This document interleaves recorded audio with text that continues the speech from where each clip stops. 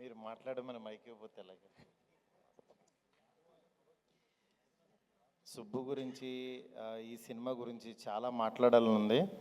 But మాట్లాడితే అందరూ వెళ్ళిపోతారు, ఎందుకంటే అంత కంటెంట్ ఉంది. బట్ ఆల్రెడీ అందరూ ఈ సినిమా గురించి చాలా ఎమోషనల్గా మాట్లాడారు. అందరూ మనస్ఫూర్తిగా ఇక్కడికి ఈ సినిమా సక్సెస్ అవ్వాలని వచ్చిన వాళ్ళే, డైరెక్టర్స్ కానీ ప్రొడ్యూసర్స్ కానీ అందరూ.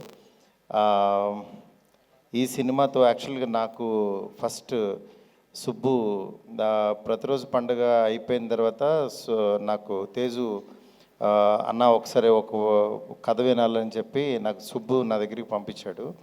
తేజు పంపిస్తే కథ విన్నాను. కథ విన్నప్పుడే అంటే తను నిజంగా నార్మల్గా ఇలా కనిపిస్తూ ఉంటాడు, కథ చెప్పేటప్పుడు ఒక పూనకం వచ్చినట్టుగా తనలోంచి ఒక క్యారెక్టర్ బయటకు వచ్చేస్తుంది. ఆ క్యారెక్టర్ చూసి భయం వేసింది. నిజంగా ఆ ఎనర్జీ కనుక స్క్రీన్ మీదకి తీసుకొస్తే డెఫినెట్గా ఒక మంచి డైరెక్టర్ అవుతాడని ఆ రోజు నమ్మి బయటకు వచ్చి యాక్చువల్లీ తేజుతో ఈ సినిమా చెయ్యి తమ్ముడు, డెఫినెట్గా చాలా బాగుంటుంది, ముందు డైరెక్టర్లో అయితే మ్యాటర్ ఉంది అని అన్నాను. నిజంగా అలాగే సోలో బతికే సో బెటర్ చాలా బాగా తీశాడు. దాని తర్వాత నేనే పిలిచి యాక్చువల్గా అప్పుడు రాజేష్ గారితో యాక్చువల్ ట్రావెల్ అవుతున్నప్పుడు నీతో ఎప్పుడైనా సరే ఒక సినిమా తీద్దాము అని చెప్పి మా ప్రొడక్షన్లో అడ్వాన్స్ ఇచ్చాను. ఇచ్చిన తర్వాత అక్కడి నుంచి యాక్చువల్గా ఒక జర్నీ స్టార్ట్ అయింది మా ఇద్దరికి. అప్పుడు స్టార్ట్ అయ్యేటప్పుడు నిజంగా తను అంటే నాకు ఏదైనా ఐడియా వచ్చినా తనతో షేర్ చేసుకోవటం, నా కథలో కూడా తను కూర్చోబెట్టడం, చెప్పేటప్పుడు చాలా ఎనర్జీగా బాగా చెప్పేవాడు.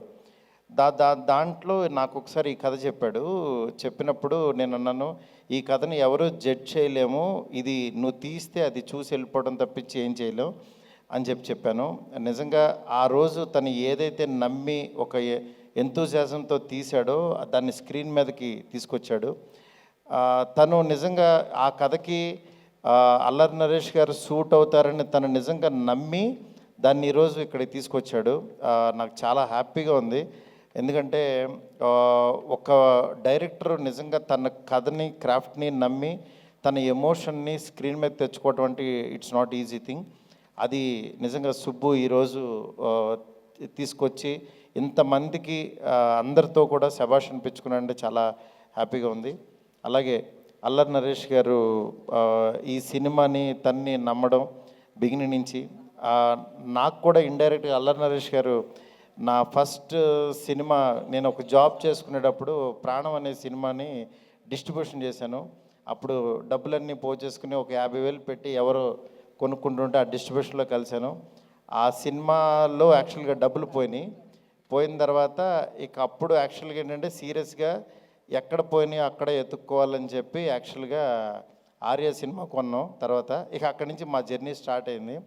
అట్లాగా అల్లరి నరేష్ గారితో నిజంగా ఒక జర్నీ నా ఫస్ట్ సినిమా జర్నీ స్టార్ట్ అయింది. నెక్స్ట్ ఇక్కడ రాజేష్ గారు ఒక డిస్ట్రిబ్యూటర్గా నాకు తెలుసు చాలా నాళ్ళ క్రితం. తర్వాత నిజంగా ఆయన సినిమా ప్యాషన్ చాలా మంచి వ్యక్తి. ఇవాళ ఆయన లైనప్ చూస్తుంటే నిజంగా చాలా మంచి సినిమాలు తీసి చాలా పెద్ద ప్రొడ్యూసర్ అవుతారని చెప్పి మనస్ఫూర్తిగా నమ్ముతున్నాను. అంటే ఆయనకు ఒక యాజ్ ఏ ఆడియన్కి ఒక మంచి జడ్జిమెంట్ ఉంది. ఇవాళ ఆ జడ్జిమెంట్ తోటి ఈ సినిమా వస్తుంది. ఈ సినిమా ఇంకా షూర్ షార్ట్గా మంచి హిట్ అయ్యి టీం అందరికీ చాలా పెద్ద సక్సెస్ రావాలని చెప్పి మనస్ఫూర్తిగా నమ్ముతున్నాను. Thank you so much. నేను మీలాగే ఈ సినిమాకి యాజ్ ఏ ఆడియన్గా ఎదురు చూస్తున్నాను. సుబ్బు డెఫినెట్గా ఇది మంచి సక్సెస్ అవుద్దని చెప్పి థియేటర్లో అందరూ ఎంజాయ్ చేస్తారని మనస్ఫూర్తి కోరుకుంటున్నాను. Thank you so much. మాకు తెలుసు మీకు రాజాసాబ్ షూటింగ్కి లేట్ అవుతుందని. ఏంటండి? రాజాసాబ్ షూటింగ్కి లేట్ అవుతుందని చెప్పమన్నారు. నా షూటింగ్ అయిపోయిందండి. Thank you sir, thank you clarity కోసం.